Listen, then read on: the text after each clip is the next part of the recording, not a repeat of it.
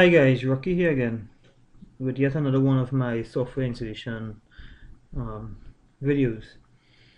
Now tonight we're going to deal with remote desktop, and it's actually a very exciting video and a very exciting topic because of how dynamic it actually is. Now think about this, think about being able to use your work PC information at home. If it is, you can imagine the flexibility of that, right? We can actually get this flexibility using remote desktop connections, right? So you can connect basically one computer to another on the same network or even on a different network over the internet if possible, right? And use all your programs and files on the other system just as if you are sitting in front of it, right? To connect the remote computer, that computer must obviously be turned on and you must have a network connection to it, right? Remote desktop must be also be enabled. Now what I'm going to be showing you in this video is actually using the server, how to enable the remote desktop and being able to use the server on a Windows 7 PC, or being able to access the server on a Windows PC, 7 PC, right?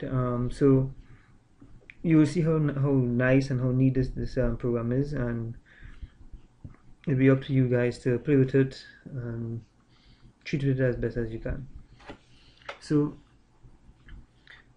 first we're gonna open the server. So as we open up the server, we go to Server Manager, and we see here that Remote Desktop is disabled.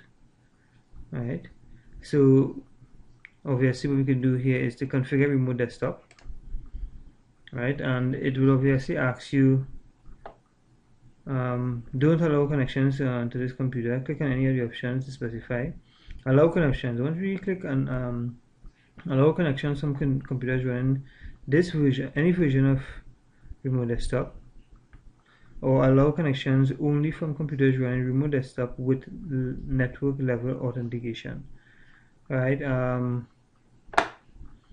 Obviously in terms of security it would be better for you to run the one with the network level authentication, and you can even possibly select specific users that you want to actually connect to the server. So just for this video we're going to make it less secure, right? So okay, and now we select the users. Now it could actually select which users, if it's a specific user or group of users that you want to have access to the system, right? As we see here, administrator already has access, so any administrator on the server here already has access, and I have an administrator's account, so I don't need to actually add myself. So let's apply these settings here, allowing the connections, right? And click OK. So what you're going to see is pretty soon it's going to just refresh here and enable remote desktop, right? So we have the remote desktop being enabled, right? So what you're going to do, just to show that it actually is running on the other system, just going to close this off.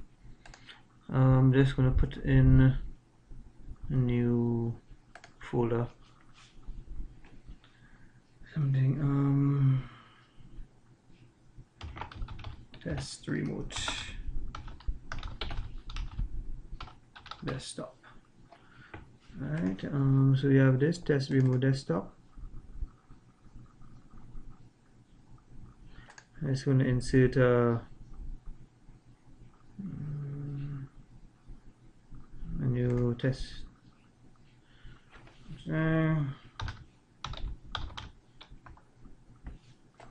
Alright,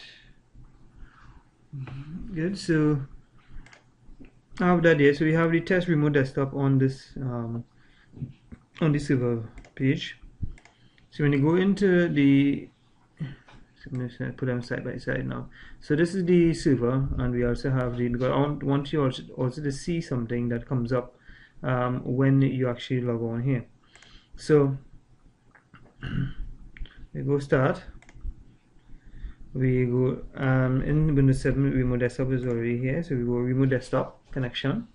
What we're going to do is actually type in the IP address 192.168.1.1 for the server, right, and click connect. So what,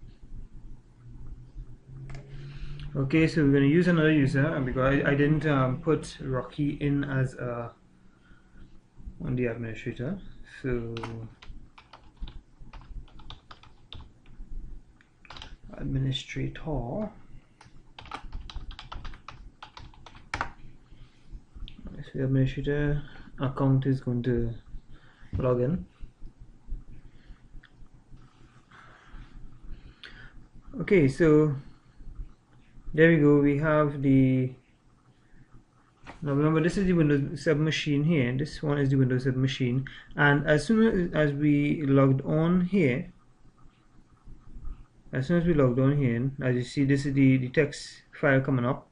We logged off on the server, right? So that's what I wanted you all to see. So this is the Windows 7 machine, and this is the server machine. So as soon as we got the access to the server, as you see, this is the server machine here, 192.168.1.1, and this is the file that we created. We could actually work with this file.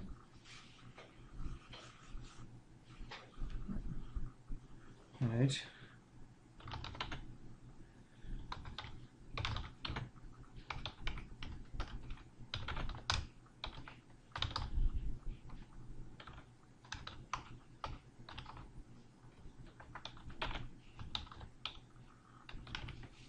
Alright, so let's type something in it. Save it.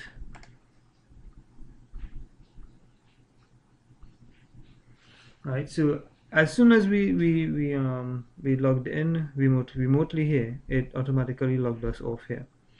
Right. So what we're going to do is we're going to close off or log off here. Right. This will disconnect you from these services. Your programs will continue to run as you're disconnected. Alright, so we log off here. Come back to this. So this is back here in the, right, and we need to log back on the server. So we are still logged on, right? We still logged on because the server is still running in the background, but we need to actually log back in again. So now we have, remember what we did, we had opened up this file, and here is the information. So the changes that we made on the server, on the Windows 7 machine remotely, it came up here in the server machine as we saved it.